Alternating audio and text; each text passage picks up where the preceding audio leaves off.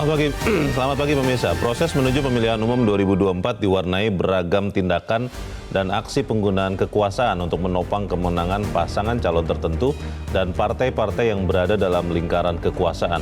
Pemilu 2024 bisa dibilang sebagai pertaruhan demokrasi karena di pemilu kali inilah bisa kita lihat apakah demokrasi kita selamat dan didirikan oleh akal sehat atau pemilu yang merepresentasikan segala muslihat hukum dan etik demi melanjutkan kekuasaan bagaimanapun caranya. Pemirsa, inilah editorial Media Indonesia di seri ini Selasa 30 Januari 2024 dengan tema Menyelamatkan Demokrasi. Bersama saya Luna Samosir dan Anda semua para pemirsa bisa juga ikut menyatakan pendapat Anda nanti dengan menelepon nomor telepon 0215839900. Dan pemirsa, pagi ini telah hadir bersama saya Ketua Dewan Redaksi Media Group Elman Saragih. Bang Elman, selamat pagi. Pagi Bu Leo. Sehat-sehat Bang? Sehat. Sudah selamat demokrasinya? Sedang di persimpangan jalan. Sedang di persimpangan jalan. Apakah bisa tersesat atau di jalur yang tepat begitu? Atau mungkin akan memenuhi ajalnya gitu. Aduh, sebelum kita selamatkan demokrasi ini Bang Herman dan pemirsa, kita lihat dulu ada beberapa berita yang diperhatikan oleh Media Indonesia untuk hari ini. Anda bisa lihat di harian Anda, ini adalah headline Media Indonesia untuk hari ini. Memenangkan capres, calon presiden, bukan urusan NU. NU di sini adalah Nahdlatul Ulama. Bukan urusan NU, Bang. Maksudnya bagaimana nih, Bang Aman? Iya, memang ini kan pernyataan Mustasar PBNU ya, Kiai Haji Mustafa Bisri ya. Mustafa Bisri, Gusmus. Gusmus. Iya. Jadi Gusmus menekankan bahwa urusan capres itu bukan urusannya NU. Jadi NU itu tugas utamanya adalah memenangkan Indonesia. Bangsa Indonesia. Memenangkan bangsa Indonesia. Bukan untuk memenangkan paslon tertentu. Oke. Ini tegas loh ini. Iya. Dari Gusmus. Ini sebetulnya ya sasarannya semua kita nih. Termasuk juga presiden. Oh. Jadi ini sebetulnya bukan untuk hanya NU. Oke. Ya NU dan presiden. Dan kita semua memang. Iya. Jadi kita ini dalam pemilu ini tugas utama kita adalah untuk memenangkan Bangsa Indonesia. Ini dikatakan karena memang ada beberapa waktu yang lalu sinyalemen ya, desas-desus katanya Bang, bahwa memang ada dalam tanda petik pengarahan untuk kepada salah satu paslon, katanya begitu Bang. Ya pasti ini pernyataannya Gusmus ini kan pasti punya latar belakang. Iya. Dan yang paling tahu sebabnya itu Gusmus. Ya, Gusmus. Nah ini kan tidak mungkin pernyataan ini ujuk-ujuk terus buat pernyataan. Tiba-tiba ya. Ini pasti ada karena saya dengar juga kalau di dalam berita ini disebutkan Gusmus juga khawatir sekali dalam acara ini kalau PBNU mengarahkan. Oh. Dia bilang kalau sempat PBNU mengarahkan, dia akan keluar dari pertemuan itu. Gusmus bilang nggak begitu nyebut pilpres, saya keluar katanya. Akan keluar kan itu kan. Iya, jadi untungnya tidak. Menurut saya memang di Republik ini tinggal hitungan jari. Ketokohan sejujur seadilnya seorang Gusmus. Seorang negarawan. Mungkin 10 jari pun nggak nyampe lagi. Jadi ini sayang sekali. Dan yang menurut saya pernyataan Gusmus ini terutama presiden dan pembantu-pembantunya. Oke. Jadi bukannya NU. Yeah. Terutama itu sasaran pokoknya presiden bahwa ke depan ini yang kita menangkan harus Indonesia, bukan paslon tertentu. Iya. Itu menjadi pertanyaan juga di berita selanjutnya terkait dengan bansos, pemirsa, masih dari halaman 1.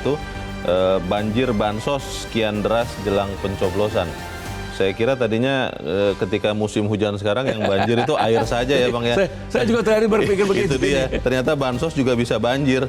Ini memang berhubungan bahwa menjelang pencoblosan 14 Februari bansos makin banyak atau ini kebetulan saja nih Bang Elman? Mungkin kalau saya baca dalam berita ini, saya akan menjelang pemilu ini, pencoblosan ini, bahaya El Nino itu makin hebat gitu. Jadi makanya serangan itu harus dibanjiri nih bansos gitu kan. Jadi saya nggak tahu, mungkin setelah 14 Februari tergantung juga hasilnya. Kalau hasilnya memuaskan tertentu, mungkin banjir El Nino itu surut. Tetapi kalau ada perpanjangan, wah itu El Nino tambah tambah besar nanti ini. Sehingga memang bansos, bantuan El Nino, bantuan tunai langsung, wah itu aneh. Memang saya nggak tahu apa aturannya untuk membatasi, saya nggak tahu. Ada nggak ya? Belum ada sih Bang. Masalahnya itu Bang, sekarang ini kalau kita lihat fenomena yang terakhir, itu bermain di kehampaan atau kekosongan aturan hukum, Bang. Sebetulnya ada. Apa itu Bang? Nafsu. Oke. Kalau nafsu berkuasa itu bisa direm. Iya. Ini banjir El Nino ini nggak ada ini. Betul. Banjir bansos. Banjir El Nino. Oh, El Nino. Kenapa El Nino yang dipakai alasannya Bang? Karena saya berpikir satu-satunya yang tidak bisa membela diri El Nino saja. El Nino. Kan dia tidak bisa bicara begitu kan? Dan itu kita nggak tahu El Nino-nya dari mana ke mana itu dia. Karena El Nino itu katanya Bang di Indonesia membuat produksi beras kita kurang, lalu kita impor beras dari Vietnam dan Thailand yang sebenarnya sama-sama kena El Nino Bang. Makanya sampai-sampai disebutkan Mensos pun tidak ikut serta dalam soal ini. Iya, itu karena kebutuhannya saja. Jangan curiga loh, Bang Elman nggak curiga kan? Saya nggak curiga. Nggak curiga. Tapi kan publik yang curiga. Oke, kita harapkan banjir bansos ini jangan sampai seperti banjir air ya Bang ya, sampai menyusahkan masyarakat. Banjir bandang. Banjir bandang. Kita ke berita selanjutnya di halaman 4 kali ini di kolom pemilu 2024. Cegah kecurangan, Amin ajak masyarakat jaga TPS. Nah ini sesuatu yang betul, yang kita tahu harus dilakukan. Masalahnya Bang, apakah ada orang yang memang mau benar-benar mengikuti sampai akhir Bang di TPS-nya? Bagaimana Bang? Iya, kali ini kan menyangkut masa depan bangsa kan. Iya. Kalau kita tidak waspada, kalau rakyat tidak waspada, tidak cermat, ya jangan menyesal. Oh. Bisa terpilih yang tidak sesuai dengan tuntutan zaman kan. Nah makanya kalau supaya keinginan rakyat, keinginan nurani rakyat itu tercapai, maka seluruh rakyat, masyarakat harus mengawal jaga TPS. Suara itu dari TPS. Jadi TPS itu harus dijaga, catat, langsung viralkan berapa besar perolehan masing-masing di TPS itu. Iya. Dan itu harus dikawal sampai ke kecamatan. Coba dicek ke kecamatan ada pergeseran nggak? Nah, kita kan nggak tahu. Konon katanya sering ada kekeliruan baik disengaja maupun tidak di kecamatan, Bang. Ya kekeliruan, kehilapan, macam-macam kan. Kekhilafan yang sengaja. Kehilapan sengaja, tidak sengaja kita nggak tahu. Nah, dari situ bergeser ke kabupaten kan, baru ke provinsi. Jadi rakyat harus tahu nih. Ketika rakyat menyatakan paslon ini yang menang di sini, mayoritas misalnya tiba-tiba setelah di pusat kok berbeda gitu. Ini pentingnya kewaspadaan ini. Dan rakyat harus teriak. Dan sekarang kan hampir semua orang sudah punya handphone, Bang. Dan hampir semua orang juga sudah pakai media sosial. Betul. Itu dengan mudah ya, foto sebarkan. Dan permalukan. Oke. Kita jaga sama-sama TPS supaya pemilu ini apapun yang coba mungkin dilakukan untuk mungkin menyelewengkan hasilnya tidak terjadi.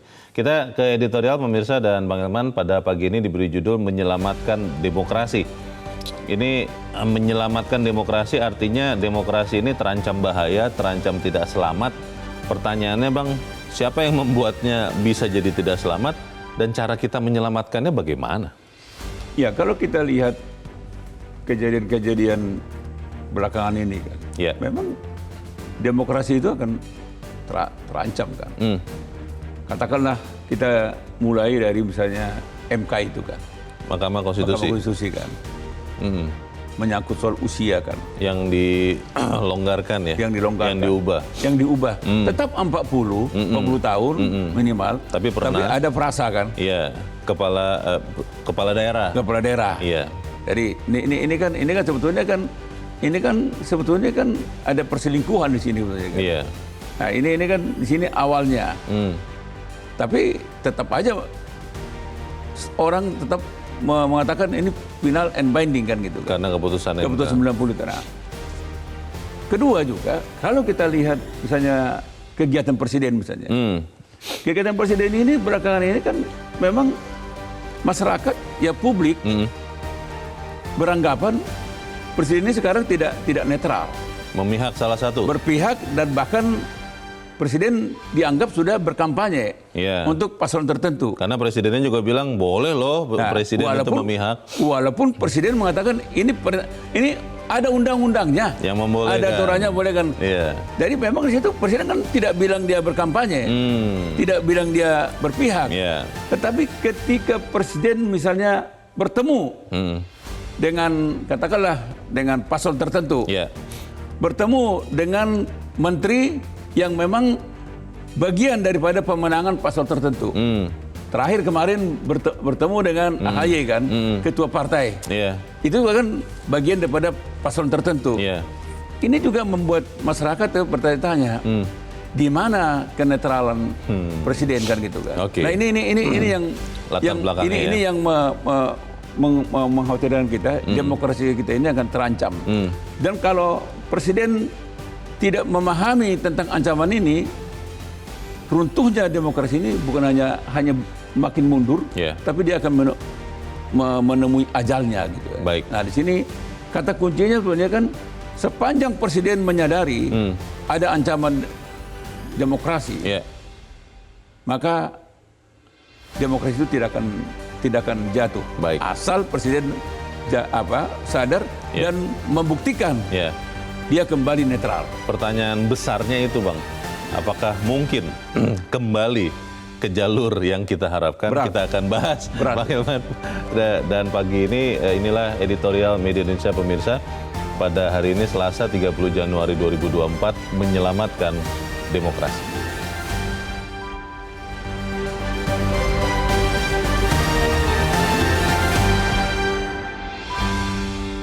Menyelamatkan demokrasi.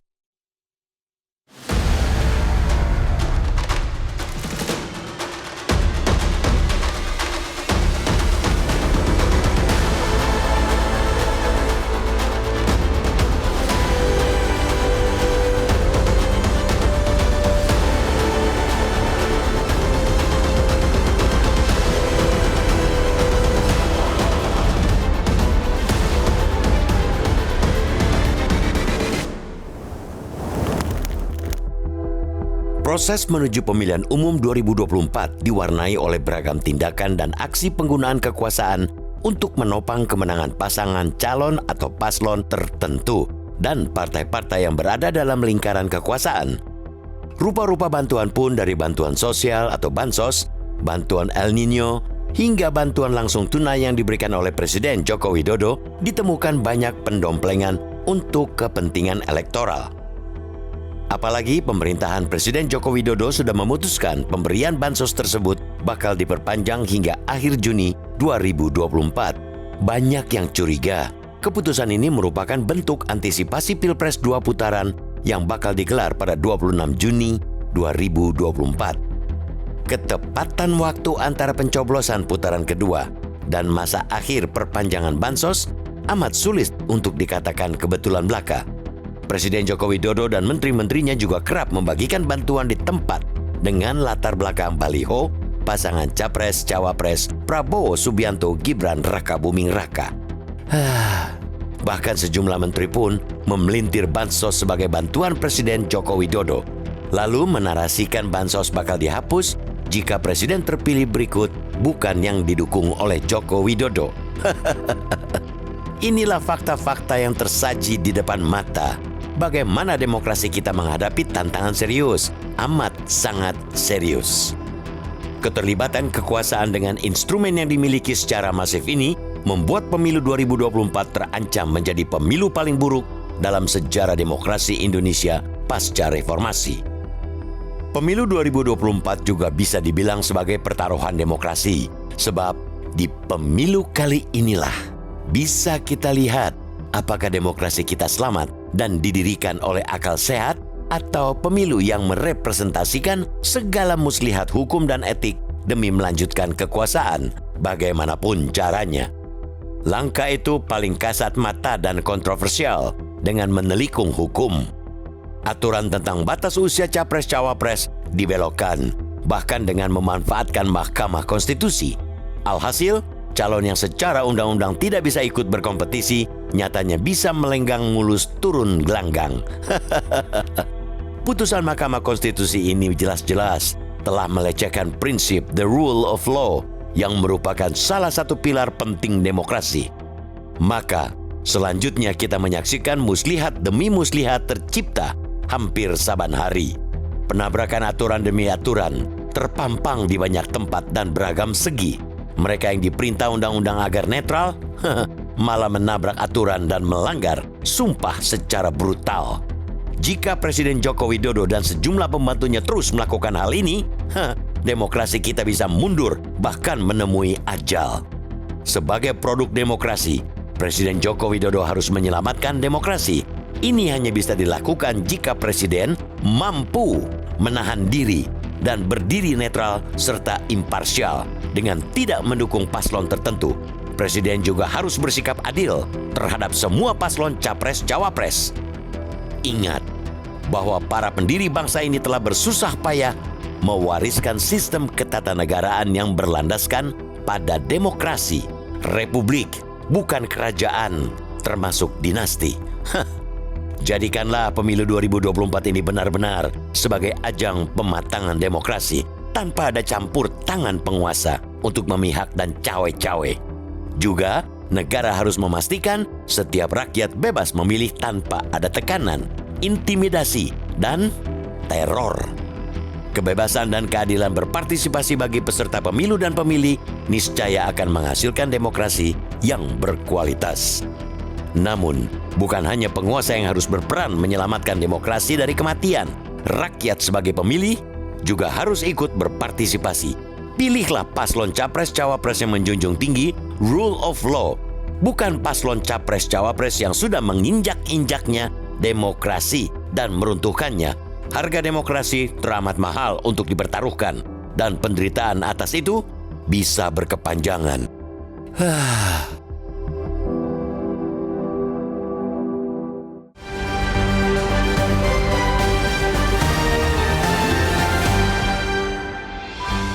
Di bagian berikut Anda bisa ikut menyatakan pendapat Anda terkait editorial pagi ini. Pemirsa, untuk saat ini tetaplah bersama kami.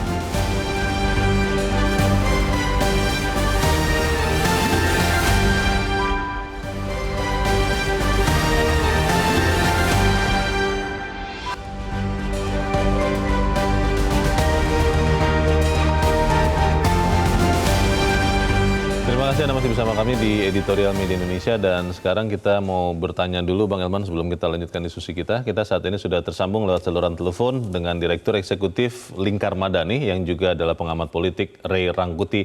Bang Ray, selamat pagi. Pagi, Bung.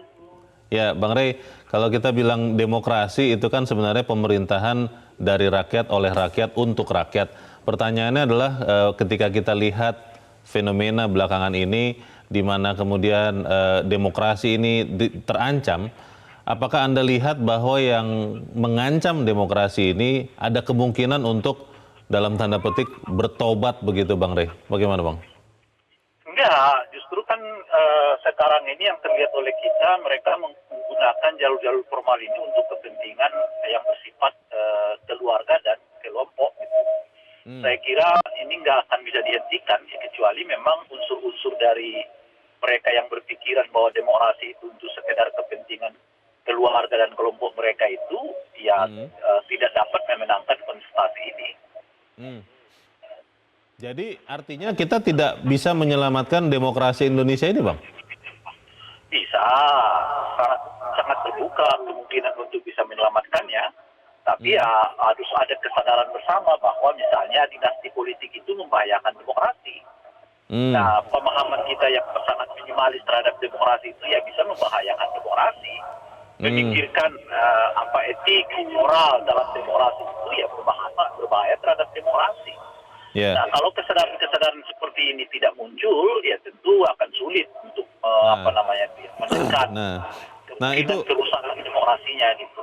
Oke, Bang Ray, pertanyaannya itu, Bang, apakah rakyat yang banyak ini, mungkin hampir 200 atau sekitar 200 juta yang akan memilih di 14 Februari nanti, itu benar-benar berpikir panjang, Bang? Karena kalau kita lihat di saat ini, bantuan sosial itu makin gencar. Malah pemerintah memperpanjang sampai Juni katanya untuk mengantisipasi El Nino. Apakah kemudian masyarakat yang menerima bansos kemudian benar-benar bisa berpikir jernih dan tidak serta-merta memilih yang memberikan bansos itu, Bang? Jangan lupa bahwa bansos untuk Februari dan Maret itu dirafal ya, seingat saya gitu. Diberikan di bulan Februari kan sekarang ini gitu. Yeah. Nah, begini, kalau saya lihat situasi yang berkembang secara politik saat ini, di mana kelihatan 02 sulit untuk mencapai ke satu putaran, saya sih melihat bahwa munculnya kesadaran masyarakat tentang tujuan dan makna berdemokrasi. Gitu. Kita bisa lihat misalnya gerakan 4 jari mulai membesar, gerakan-gerakan mahasiswa juga mulai membesar, gerakan yang saya usung sendiri misalnya untuk menyebar WA kepada teman-teman untuk menolak dinasti politik juga membesar gitu ya. Masyarakat mulai berdiri di pinggir jalan menyambut Pak Jokowi dengan menunjukkan sikap politik yang berbeda, membesar gitu. Itu artinya perlahan kesadaran masyarakat kita mulai tumbuh tentang bahaya dan mudaratnya dinasti politik ini gitu. Nah, oleh karena itu sebetulnya ada harapan. Kalau waktunya makin panjang, saya kira gerakannya juga akan makin membesar. Gitu. Oke, kita harap kita sama-sama dan tentunya harapan itu jauh lebih besar kepada pemimpin negara kita tentunya ya untuk menyelamatkan demokrasi Indonesia. Bang Ray Rangkuti, terima kasih sudah mencerahkan kami pagi ini. Selamat pagi, Bang. Pagi. Pertanyaannya itu, Bang Elman, apakah kemudian kesadaran untuk menyelamatkan demokrasi ini ada di benak kita semua, khususnya orang-orang yang sedang memegang kekuasaan, atau memang ya sudah terbutakan dengan keinginan untuk meneruskan, melanjutkan kekuasaan itu, Bang? Ya kalau kita bicara penguasa, saya lebih condong mengatakan mereka udah buta perasaan gitu ya. Sudah diabaikan? Sudah diabaikan. Pokoknya dalam pikirannya bagaimana untuk memenangkan apa yang ada dalam isi hatinya itu gitu.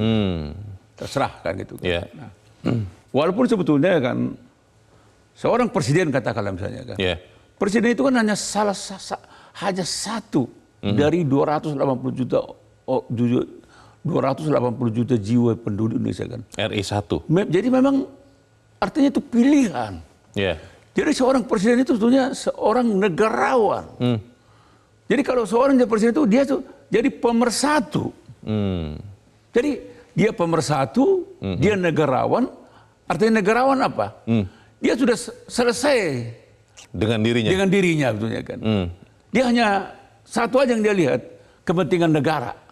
Kepentingan bangsa. Nah, pertanyaannya, apakah ini masih ada dalam pikirannya Pak Jokowi? Saya nggak tahu. Tapi kalau kita lihat fakta-fakta di lapangan, orang mempertanyakan, apa iya presiden ini masih negarawan? Apakah iya presiden ini masih pemersatu? Tapi kan berkali-kali dikatakan oleh presiden juga, Bang, beberapa waktu yang lalu malah sampai memperlihatkan print-printan undang-undang pemilu bahwa yang dilakukannya semua itu legal, semua itu mematuhi undang-undang, tidak ada yang melanggar peraturan. Salahnya di mana, Bang? Begini, Leo. Kita jangan, apalagi seorang presiden, dia tidak boleh terpaku kepada undang-undang tertulis. Hukum tertulis ya.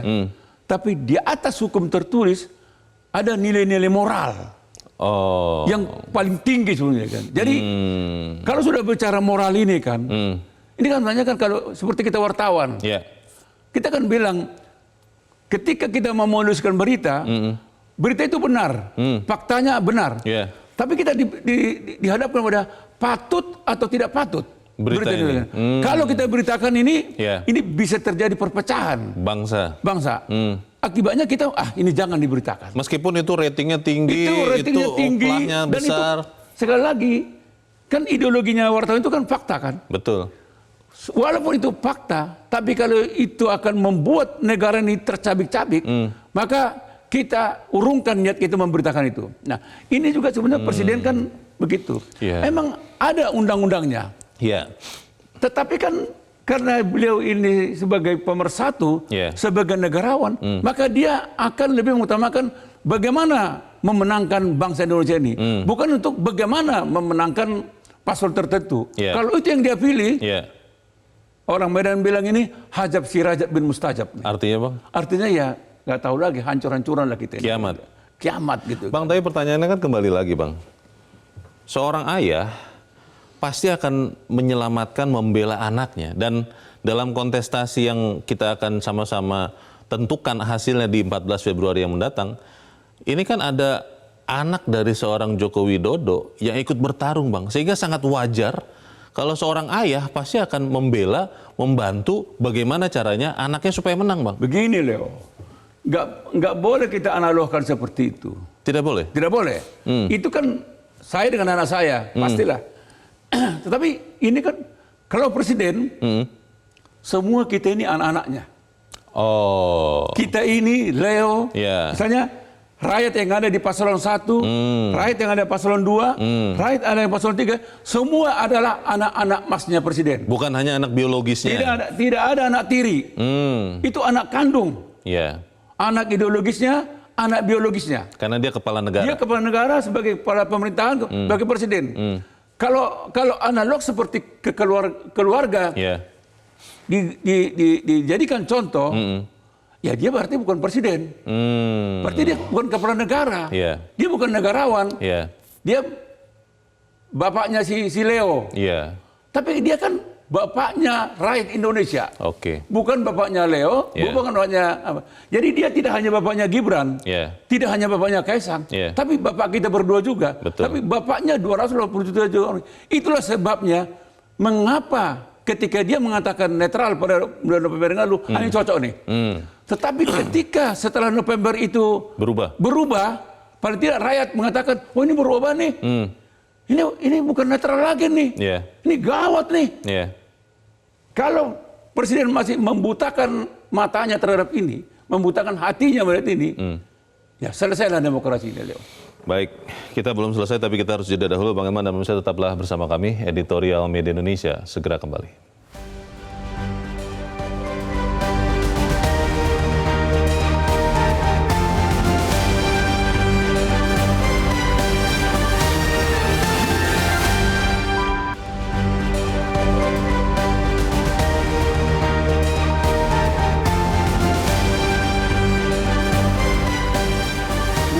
Indonesia mengajak Anda untuk mengakses fitur premium e-paper.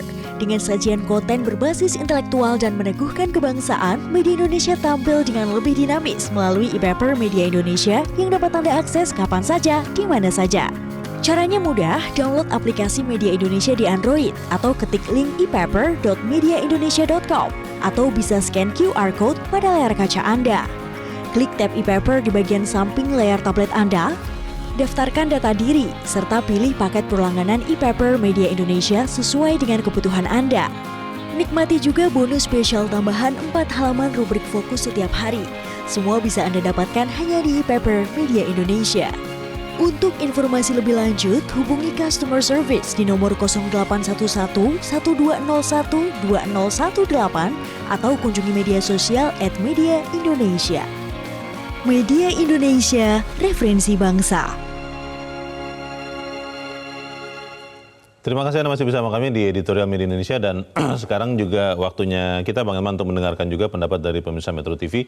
Kita sudah terhubung dengan pemirsa Metro TV di Makassar, Sulawesi Selatan, ada Ibu Lia. Ibu Lia, selamat pagi. Assalamualaikum. Waalaikumsalam Bu Lia. Silakan Bu, pendapat Ibu menyelamatkan demokrasi. Ya, jadi kan seharusnya kan pemimpin kita ini yang sebenarnya memberikan contoh ya untuk penegakan demokrasi negara kita ini. Tapi kita lihat makin hari ini makin dekat ke hari H Pesta Demokrasi. Ini kita lihat ini sepak terjang pimpinan kita itu, bos kita itu adalah semakin sepertinya tidak terkendali ya. Keluar dari jalur-jalur yang sudah ada. Jadi kiri kanan melanggar aturan dan sebagainya. Dan makin ke sini makin dekat itu bukan berkurang ya, dan jadi seolah-olah tidak mendengar suara rakyat. Ya, beliau itu makin memperlihatkan hal-hal yang suaranya di akhir periodenya ini sebenarnya harus memberikan kesan yang terhormat untuk masyarakatnya atau rakyatnya ya, tapi kenyataannya tidak ya. Jadi kita ini untuk memberikan dukungan yang kuat untuk beliau-beliau ini itu seharusnya akan memberikan teladan yang bagus ya. Sehingga Teladan kita yang ini baik, ya? juga ya betul bisa memberikan dukungan-dukungan untuk pemimpin kita ini. Jadi mudah-mudahan ke depannya ini jangan terpaksa atau jangan dipaksakan ya. Kalau memang tidak siap ya jangan dulu ikut berkompetisi. Ya. Baik. Biarkanlah yang lain yang sudah siap. Itu saja barangkali. Terima kasih. Assalamualaikum. Waalaikumsalam. Terima kasih Bu Lia di Makassar, Sulawesi Selatan. Selamat pagi Bu.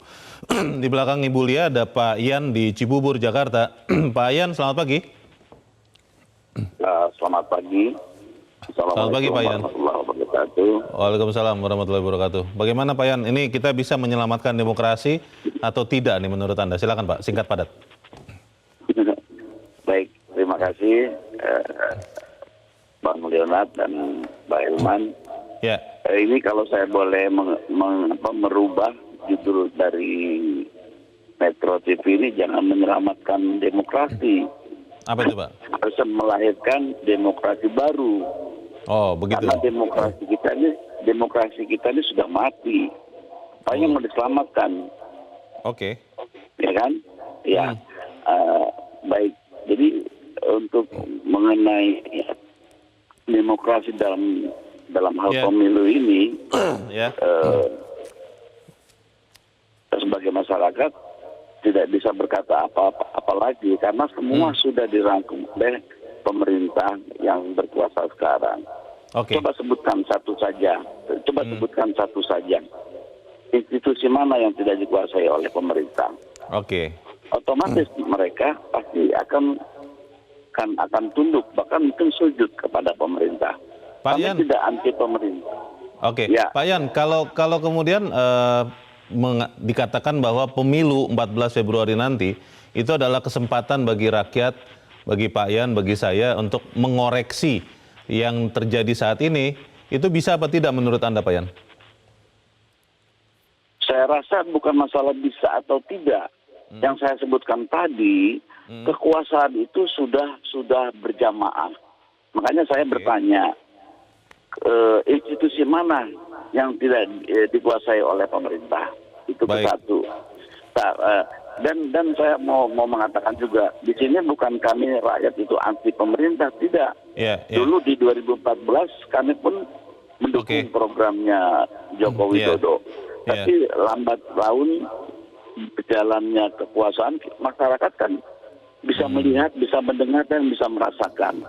Baik, jadi itu yang Pak Ian rasakan ya, bahwa agak sulit untuk bergerak. Tapi kita lihat nanti sama-sama. Terima kasih Pak Ian di Cibubur, Jakarta untuk pendapat Anda Pak. Selamat pagi. Di belakang Pak Ian ada Pak Joko di Lampung. Pak Joko, selamat pagi. Halo, Pak Joko. Pak Joko di Lampung, selamat pagi. Halo. Kelihatannya masih belum tersambung, tapi terima kasih untuk usaha untuk menyatakan pendapat Anda, Pak Joko di Lampung. Bang Elman, tadi menarik kalau Pak Ian di Cibubur, Jakarta, sampai merasa bahwa semuanya sudah dikuasai loh. Tadi tidak secara jelas dikatakan oleh Pak Ian, waktu saya tanyakan 14 Februari bisa mengoreksi apa tidak? Tidak berani bilang juga. Ini bagaimana nih Bang, kalau sampai rakyat sudah merasa bahwa situasi tidak akan berubah, tidak bisa membaik? Sebetulnya sih enggak juga se-ekstrim itu. Bolehlah mereka seolah-olah beranggapan rakyat sudah dia kuasai kan.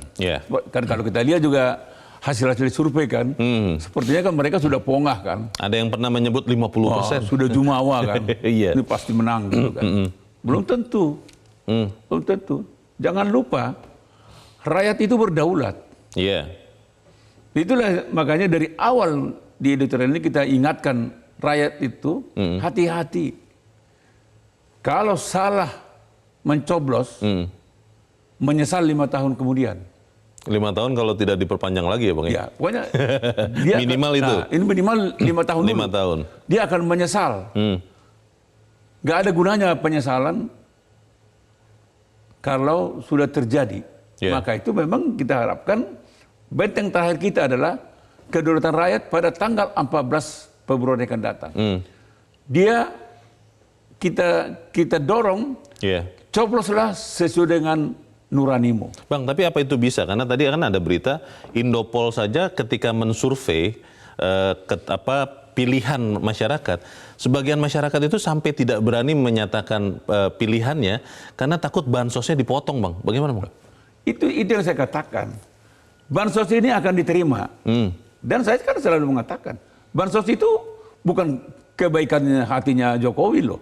Bukan dari orang ya? Bukan kebaikan hati Jokowi, bukan kebaikan hatinya menteri, itu kewajiban negara. Melindungi rakyat miskin. Iya. Jadi itu hak rakyat miskin. Jadi jangan dianggap rakyat berhutang kepada Jokowi atau kepada siapapun. Karena itu uangnya uang rakyat juga. Rakyat. Justru negara yang berhutang kepada rakyat miskin, kepada rakyat. Jadi itu kewajiban negara. Jangan dibalik-balik. Maka itu ketika ada menteri yang mengarahkan bahwa ini adalah bantuan dari Pak Jokowi. Terima kasih dong. Nah, terima kasih dong. Nah, bahkan dia tentukan lagi. Kalau hasil pilihan yang menang dalam pemilu nanti bukan hasil yang diinginkan oleh Pak Jokowi, maka bansos akan berhenti. Siapa bilang? Itu perintah undang-undang. Iya. Jadi itu bukan perintahnya presiden, bukan perintahnya menteri, perintah undang-undang. Iya. Kepada negara, berikan bantuan kepada rakyat miskin. Itu kewajibanmu. Dan rakyat miskin tidak pernah berhutang kepada presiden, kepada siapapun. Tapi negara lah yang berhutang kepada rakyat miskin. Kenapa terjadi rakyat miskin? Itu kan kesalahan negara. Mestinya kan tidak boleh ada rakyat miskin. Bu Lia tadi mengatakan, Bang Elman, bahwa makin kesini menurut Bu Lia ya, bukannya makin berkurang, tapi gerakan-gerakannya makin menjadi-jadi. Itu bagaimana itu, Bang? Nah itu yang dari awal kita juga katakan kan. Kita harapkan sebetulnya, karena presiden ini adalah pemersatu, presiden ini adalah negarawan, artinya dia adalah bapak seluruh rakyat, bukan hanya bapak dari paslon tertentu. Katakanlah bukan hanya bapaknya Prabowo sama Gibran, bapaknya semua paslon, bapaknya semua kita. Maka itu dia harus mengayomi. Itu sebabnya kita juga mengingatkan, hai presiden, jangan lagi ikut-ikutan membagi-bagi bansos. Apapun itu. Kita juga minta kepada para menteri, jangan ikut-ikutan lagi membagi-bagi bansos. Itu bukan tugas mereka. Itu serahkan kepada petugas teknis. Dan jangan pernah mereka mengklaim, itu karena kebaikan Pak Jokowi, itu karena kebaikan menteri. Nggak ada kebaikan itu. Itu kewajiban negara. Begitu, Leo. Bang, tapi itu kan disampaikan masif ya, dan terus-menerus. Dan saya ingat juga yang dikatakan perwira intelijennya Hitler, Bang, Joseph Goebbels, yang mengatakan bahwa kebohongan yang terus-menerus disampaikan bisa dipercaya menjadi satu kebenaran. Bagaimana memastikan bahwa rakyat bisa membedakan bahwa itu bohong loh, itu bukan seperti itu yang seharusnya, Bang? Rakyat sekarang akan memilih senyap. Dia tidak akan melawan terbuka karena takut bansosnya nggak dipotong dan tidak mengalir kan. Maka rakyat sekarang ini akan senyap, dia ikut aja. Ikut Leo, saya Leo. Terima kasih. Ikut Elman, saya terima kasih. Elman, Leo, dua-duanya, bahkan tiga-tiganya, Cipolan lagi kan, tiga-tiganya terima kasih kan. Tapi jangan lupa Leo, rakyat itu masih punya nurani. Sekarang dia tidak terbuka, dia akan senyap, tergantung siapa yang datang. Kalau Leo datang, saya akan pilih Leo. Elman datang, saya akan pilih Elman. Tapi tanggal 14 Februari, siapapun nggak tahu, kecuali rakyat yang tahu. Karena ada di dalam bilik ya. Di dalam bilik. Nah, jadi itulah perang terakhir kita. Itulah perang besar kita. Perang besarnya rakyat ini adalah tanggal 14 Februari. Jadi jangan ikut perintah siapapun. Ikutlah perintah nuranimu. Siapa yang rakyat anggap bisa membangun bangsa dan negara ini, siapa yang mereka anggap tidak berbohong, siapa yang mereka anggap yang mampu mengayomi rakyat, pilih itu. Baik, kita harus jeda lagi, Bang Elman, dan pemirsa tetaplah bersama kami. Editorial Media Indonesia segera kembali.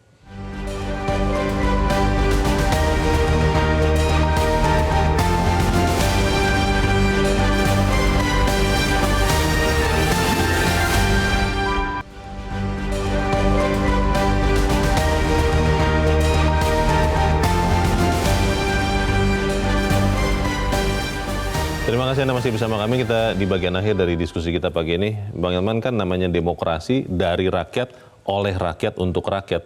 Tapi kalau sampai tadi pada pemirsa, Pak Yan di Cibubur mengatakan bahwa kita sudah tidak bisa apa-apalah, semuanya sudah dikuasai, tidak ada lagi yang mengoreksi. Itu bagaimana, Bang? Sebetulnya Pak Yan tidak sendirian loh. Jangan-jangan juga puluhan juta. Banyak ya? Jangan-jangan juga lebih dari 100 juta. Pak Yan yang lainnya. Jadi sudah nggak punya harapan gitu ya. Sudah nggak bisa lagi mengomentari apa yang dia lihat ini kan. Yang kita pertontonkan ini. Misalnya katakanlah Presiden makan malam dengan Prabowo, makan siang dengan siapa itu? Si Hartarto ini sama si sarapan dengan AHY, Zulkifli Hasan dan sebagainya gitu. AHY. Orang udah udah mau muntah punya rakyat melihat semua ini. Rakyat mengerti ya itu? Maksudnya apa mengerti ya? Mengerti pasti ya? Rakyat nggak akan bisa bodohin, Leo. Jadi apa yang dikatakan Pak Yan itu sebenarnya itulah yang disuarakan paling tidak di hati rakyat. Mungkin lebih dari 100 juta. Nah, pertanyaannya, siapa yang bisa meneruskan perasaan marahnya rakyat ini? Wakil kita harusnya ada, Bang. Sebetulnya DPR. Iya. Nah, tapi kan DPR sekarang ini kan saya nggak tahu masih ada nggak DPR. itu pertanyaannya Pak Yan juga itu. Jadi Pak Yan tidak memutuskan itu pertanyaan dia juga itu. Kemana saya mengadu? Ya satunya yang terbuka dan memang itu salurannya itu DPR. Pertanyaan mengapa DPR diam? Kan biasanya semua yang terjadi ini, semua kan bisa diangketkan tentunya kan. Bisa diangketkan oleh DPR. Kan maksimal hanya minimal 25 orang. Betul. 2 fraksi. Betul. Masa nggak bisa gitu kan. Iya. Diangketkan aja dulu. Bertanya kan gitu. Bertanya kepada, mengapa nih? Ini? Iya. Mengapa bansos sepertinya disalahgunakan? Mengapa Presiden makan siang, makan malam kan ini? Mengapa dia tidak dengan yang lain kan gitu kan? Jadi itu apakah Presiden boleh berkampanye, boleh berpihak? Ini mestinya kan DPR harus. DPR takut mungkin, Bang? Ada dosanya mungkin? Saya nggak tahu apakah takut, tidak mengerti, atau sibuk berkampanye? Nah kita nggak tahu kan gitu kan. DPR yang tahu. Maka itu kesempatan ini juga kita minta kepada rakyat hati-hati di dalam menggunakan hak pilihnya 14 Februari akan datang. Pilihlah calon anggota DPR yang betul-betul mau mewakili rakyat untuk menyampaikan aspirasinya gitu. Emang ya jujur aja Leo ya, kalau Leo tanya saya misalnya, apakah Elman masih punya harapan? Saya juga sudah sampai pada kesimpulan nggak ada harapan lagi nih. Waduh. Ada harapan. Tidak boleh, Bang. Manusia hidup kan tetap harus berusaha, Bang. Berharap, Bang. Fakta-faktanya kan kita katakan. Mestinya Presiden itu kan netral. Dia tidak boleh menggunakan pasal-pasal itu hanya. Kan masih banyak pasal lain yang sebetulnya mengikat pasal ini. Jadi tidak mudah sebetulnya melaksanakan pasal yang mengatakan Presiden bisa berkampanye. Bisa ada pasal lain yang mengikatnya. Betul. Jadi tidak. Tapi kan Presiden hanya mengangkat yang gampangannya aja. 281 itu. Tapi kewajibannya kan tidak. Itu yang menjadi soal. Jadi sekali lagi masih ada waktu buat Presiden untuk kembali ke netralitas seperti yang pernah dia sampaikan 1 November 2023. Baik, kita sama-sama selamatkan demokrasi dan semoga itu yang bisa terjadi pada bangsa Indonesia. Bang Elman Saragih, terima kasih sudah di tempat ini. Selamat pagi, Bang. Pemirsa, bukan hanya penguasa yang harus berperan menyelamatkan demokrasi dari kematian. Rakyat, Anda dan saya sebagai pemilih juga harus ikut berpartisipasi. Pilihlah paslon, capres, cawapres yang menjunjung tinggi aturan hukum atau rule of law, bukan paslon yang sudah menginjak-injak demokrasi dan meruntuhkannya. Harga demokrasi amat mahal untuk dipertaruhkan dan penderitaan atas itu juga bisa berkepanjangan.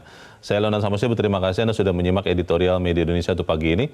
Terus jaga kesehatan Anda, terus jaga nurani Anda. Selamat pagi, sampai jumpa.